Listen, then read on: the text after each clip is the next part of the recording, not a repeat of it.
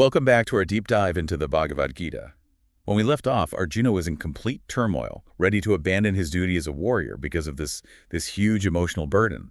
So how does Krishna, his charioteer and guide, respond to this crisis of faith? Well, this is where the beauty of the Bhagavad Gita unfolds. Krishna, seeing Arjuna's despair, starts to unveil these deeper truths about life, death, and the nature of reality.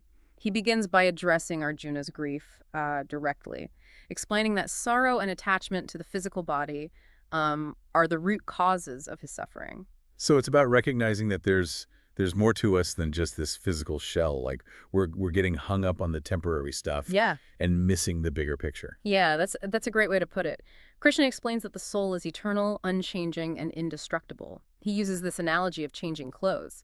Just as we shed old clothes and put on new ones, the soul transmigrates from one body to another. Death, therefore, is not the end, but a transition. Okay, that's a powerful concept. If we can truly grasp that, it reframes everything, doesn't it? Suddenly death isn't this big scary ending, but more like a doorway to something else. Exactly. Krishna emphasizes that understanding this truth is key to overcoming grief and fear. He's saying, look, you are not this body. You are an eternal spiritual being having a human experience. But I imagine Arjuna is still wrestling with the idea of killing his own family. How does Krishna address that very real and painful dilemma?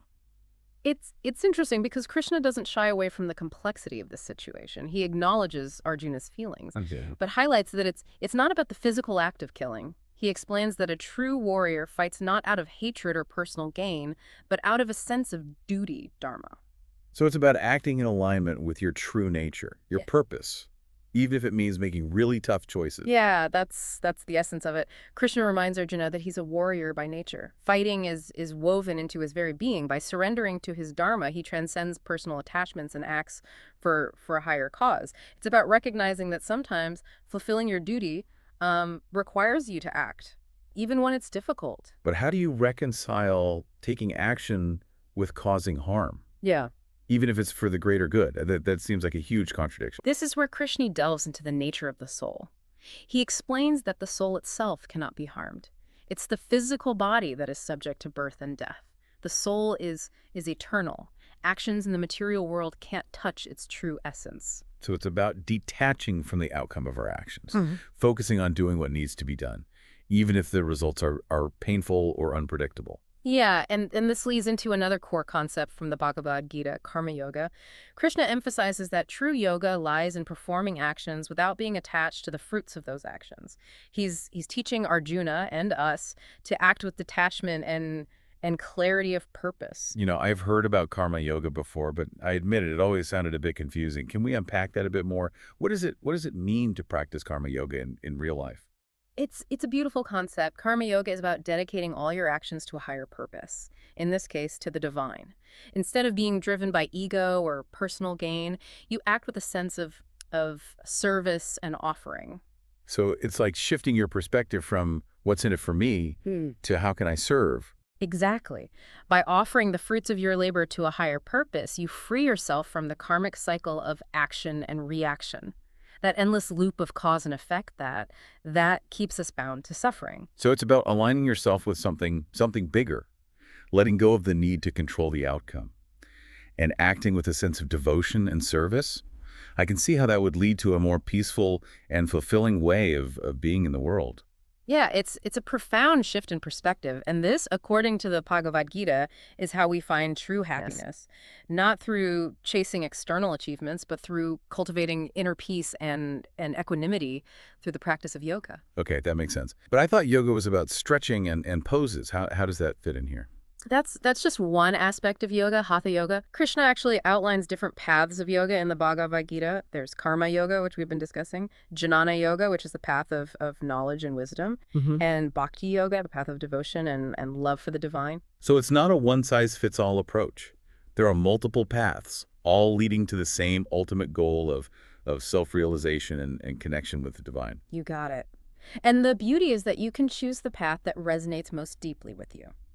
Krishna emphasizes that all paths lead to the same destination.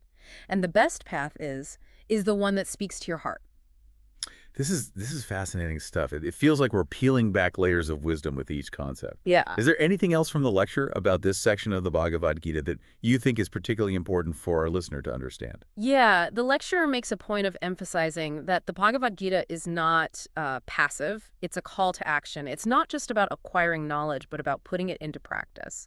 Krishna urges Arjuna to make a choice, to either succumb to his doubts and fears or to rise above them and fulfill his dharma. So it's about taking responsibility for our choices and stepping into our full potential, even when it's scary or we don't know the outcome. Exactly. The Bhagavad Gita encourages us to be active participants in our lives, to engage in the world with purpose and clarity. I'm really struck by how relevant these teachings feel, even though they come from such an ancient text. It's like they're speaking directly to the challenges we face in our modern lives. That's the beauty of the Bhagavad Gita. Its wisdom is timeless and universal. It speaks to the human condition regardless of time or place. I'm excited to hear more, but before we move on, I want to make sure we've connected all the dots for our listener.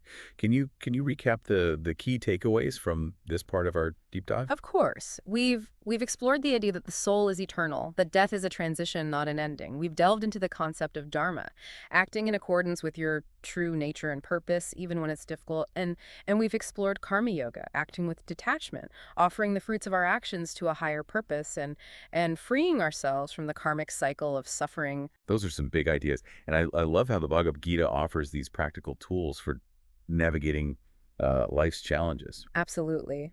And in the next part of our deep dive, we'll explore how these teachings can be applied to your own life, no matter what battlefield you might be facing. Can't wait to hear more. And to our listener, we hope you're feeling inspired by this exploration of the Bhagavad Gita. Stay tuned for the final part of our deep dive, where we'll bring these ancient teachings into the present moment and discover how they can guide us toward a more fulfilling and meaningful life.